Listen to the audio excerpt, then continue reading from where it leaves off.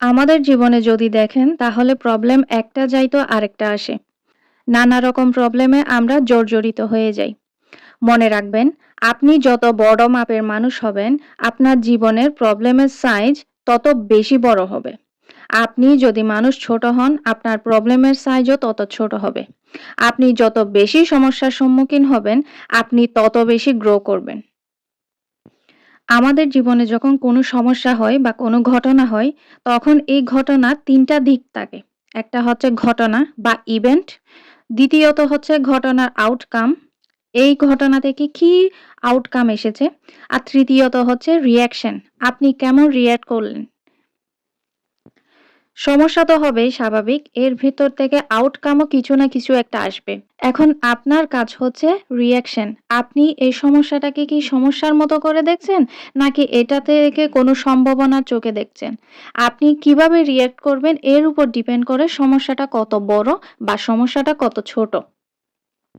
সমস্যাকে কখনো সমস্যার মতো করে দেখবেন না, সমাধানের মতো করে দেখবেন। সবসময় চিন্তা করবেন, আমি যে সমস্যায় পড়েছি এখান থেকে আমি কি শিখতে পারি?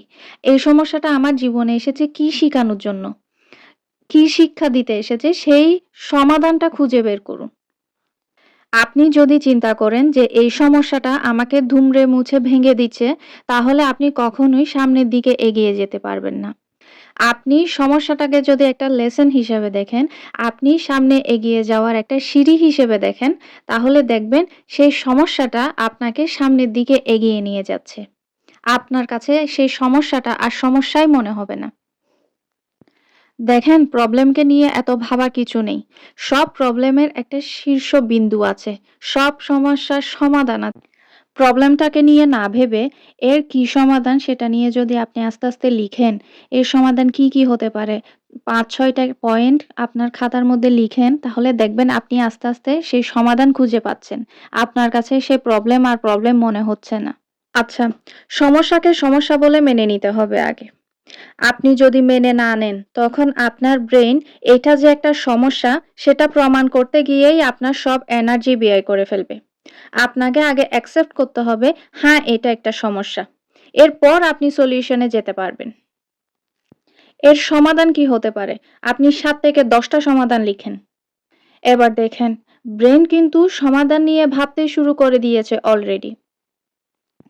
আপনি লিখেন, দেখবেন সমাধান অর্ধেক পেয়ে যাবেন অলরেডি। এইজন্যে আমাদের বুঝে শুনে প্রবলেমের সাথে ডিল করতে হবে। দেখেন, সমস্যা ছাড়া কোনো মানুষ নাই পৃথিবীতে। এমন অনেক মানুষ দেখবেন পৃথিবীতে যে ৳৫,০০০ নিয়েও চিন্তা করছে, এবং অনেক মানুষ দেখবেন যে ৳৫,০০,০০,০০০ নিয়েও চিন্তা করছে না। It's all about mindset. কেউ ৳৫,০০০ সমস্যাকে সমস্যার মতন করে দেখছে, আর কেউ ৳৫,০০,০০,০০০ সমস্যাকেও সমস্যা মনে করছে না। পৃথিবীর শীর্ষধনী ইলন মাস্ক, তার কি কোনো সমস্যা নেই? তার অনেক সমস্যা আছে। তার সমস্যার সাইজগুলা আরো বিশাল বড়।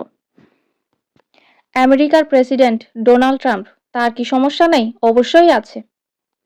আপনারা জানেন, নির্বাচনী ক্যাম্পেইনের সময় গুলিটা যদি আর এদিক ওদিক হতো, তাহলে স্ট্রেইট ব্রেনে গিয়ে লাগতো, আর সেখানেই তিনি স্পট ডেড হয়ে যেতেন।